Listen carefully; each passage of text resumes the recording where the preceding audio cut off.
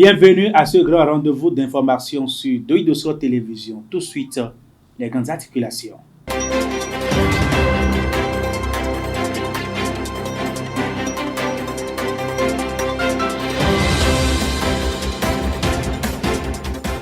Bientôt, les citoyens de la zone d'Akpakpa et celle d'Agblangandan dans la commune de Semekodi tourneront dos aux perturbations qu'elles subissent actuellement dans la fourniture d'eau potable. Les raisons dans cette édition.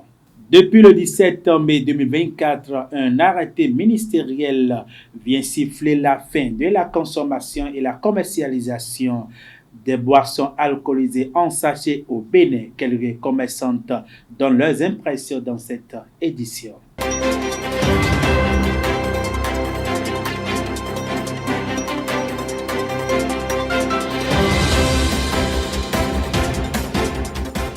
À nouveau, bonjour. Le lancement des travaux de la mesure d'urgence pour le renforcement en eau potable de la zone d'Akpakpa-Cotonou et d'Agblangandan à Semekodi à partir des champs de captage de Porto-Novo et environ ont été délabrés en début de cette semaine sur le site de réalisation à Semekodi. Le reportage avec Mariette Estelle Akova. Bientôt, du rêve à la réalité. Dans la journée du mardi 11 juillet 2024, les travaux de la mesure d'urgence pour le renforcement en eau potable de la zone d'Akpakpa-Cotonou et Agblangandan, Semekodi, à partir des champs de captage de Porto-Novo, ont été lancés par le monsieur Samou Seydou Adambi, ministre de l'Énergie, de l'Eau et des Mines, en présence de son collègue monsieur Raphaël Akoteyon, ministre de la Décentralisation et de la Gouvernance locale. D'un montant d'environ 17 milliards de francs CFA, ce projet majeur dont les travaux ont été lancés permettra de conjuguer définitivement au passé les désagréments vécus actuellement dans la zone d'Akpakpa et d'Agblangandan. Le gouvernement fait de l'accès à l'eau potable pour tous une priorité. Ce projet dont les travaux sont prévus pour durer de 15 mois vient sonner le glas du déficit d'eau potable dans les localités d'Akpakpa, d'Agblangandan et environ. Le projet va permettre de satisfaire les besoins en eau potable des populations, combler le déficit en eau à l'horizon 2030, augmenter la couverture nationale en eau potable par la SONEB, a rassuré le ministre Samou Seydou Adambi. Il invite les populations à faire confiance au gouvernement qui ne baissera point les bras dans la satisfaction des doléances des populations. Il s'agit principalement de la construction de l'équipement d'une nouvelle usine de traitement d'eau ici, qui aura une capacité de traitement de 1000 m3/h, d'installation d'équipements hydrauliques et électriques, et électromécaniques pour les forages, la fourniture et la pose d'environ 46 km de conduite. Je vous passe des détails. La fourniture de 2000 mètres linéaires de lignes électriques, moyenne tension et basse tension, et la pose de transformation électrique moderne adaptée.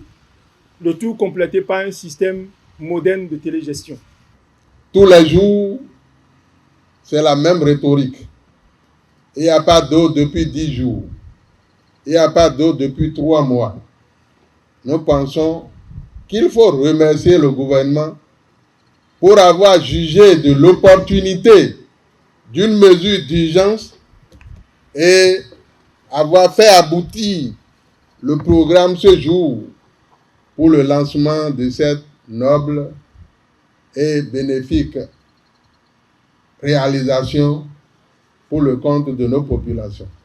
Mesdames et messieurs, face au défi de l'accès à l'eau potable, le président de la République a eu la courageuse et salutaire décision d'être anticipatif avec une vision très claire. Cette anticipation et cette vision du chef de l'État portent ses fruits comme on a pu s'en apercevoir. Plusieurs localités de notre pays sont déjà desservies en eau potable et pour celles qui restent, les projets sont déjà élaborés et les financements bouclés. Je suis d'ailleurs heureux de vous annoncer ici, monsieur le maire de Semekodi et chère population, que très vite, après le lancement de ce jour, je reviendrai. Je reviendrai encore à Semekodi. Je reviendrai pour un autre lancement qui concerne le renforcement de l'amélioration de la desserte en eau potable pour les autres arrondissements de Semekodi.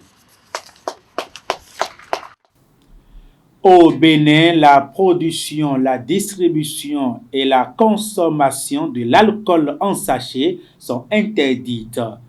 Un arrêté ministériel en date du 17 mai 2024 dernier siffle la fin d'un fléau qui décime tant de vies, surtout au niveau de la jeunesse. Pour les commerçantes, c'est une bonne décision, mais pour réussir cette affaire, il faut d'abord empêcher l'importation. La page sportive de cette édition, après 2 victoires consécutives des Guépards à Abidjan, quelques joueurs ont donné leurs impressions. C'est dans cet élément. Ça fait plaisir parce que la victoire, on cherchait il y a longtemps. Et Dieu merci, on a fait 2-2. Je suis très très content de ça. Oui, on avance, on progresse ensemble. C'est vrai que le groupe avait beaucoup changé à l'arrivée du nouveau coach. Mais aujourd'hui, on commence à se connaître, on commence à régler les petites erreurs qui ont fait qu'on avait perdu pas mal de matchs par le passé. Et voilà, c'est un groupe entier qui progresse avec beaucoup de jeunes. Et on l'avait dit, de toute façon, à partir du moment où tu prends des jeunes au départ, forcément, il va falloir être patient. Et aujourd'hui, la patience porte ses fruits. Si, déjà, ça a été travaillé. Parce que dans le match, on savait très bien que Steve gagnait presque tous les duels. Et ils ont mis Adjaye sur Steve. Et bien avant l'occasion, Steve m'a appelé, il m'a dit, vu qu'Adjaye est tout le temps sur moi et il gagnait, c'est du 50-50, il gagnait les duels sur Steve. Steve, on a trouvé d'autres stratégies. Steve m'a dit, il laisse passer le ballon. Donc bien avant l'action du but, on a eu le même truc. Et Steve a laissé passer le ballon. Dommage, je l'ai raté. Donc, le second coup, je me suis caché dans le dos du défenseur. Et dès que Steve a laissé passer le ballon, j'ai surgi et je lui ai piqué. Mais bien avant de tirer, j'ai eu une alerte aux ischios. Mais j'ai quand même fini l'action parce que je me suis dit, au moins si je sors, j'ai quand même remis mon équipe dans le droit chemin. Et voilà, j'ai pas voulu prendre de risque, je suis sorti. Je l'annoncerai bientôt. Pour le moment, je suis encore joueur de Sochaux, mais je pense que bientôt, vous le serez. On se sent bien. Et comme vous l'avez vu, nos 2 matchs des préparations en France, on avait fait bonne figure, donc on a dit qu'on devait continuer sur cette lancée. Donc du coup, on a maintenu le cap et ça donnait ce que ça donnait. Je dirais pas qu'il a trouvé, mais on essaie de donner le meilleur de nous. Parce que le plus important, c'est pas Momo et Cédric, c'est le pays. On est prêt à mouiller le maillot, c'est le plus important. Nous, on ne pense pas à la Coupe du Monde, on pense à gagner. Parce que ça faisait longtemps qu'on n'avait pas renoué avec la victoire. Nous, on veut gagner. On veut gagner et partir de l'avant. Peu importe ce qui arrivera, nous, on veut gagner. Et rendre le peuple béninois fier. Dans la vie, il faut viser la lune. Car au moins, si vous échouez, vous finirez dans les étoiles. Ainsi se ferme la porte de cette édition sur Deuil de Soir Télévision. Merci de nous avoir suivis. Deuil de Soir Télévision, nous allons à la source.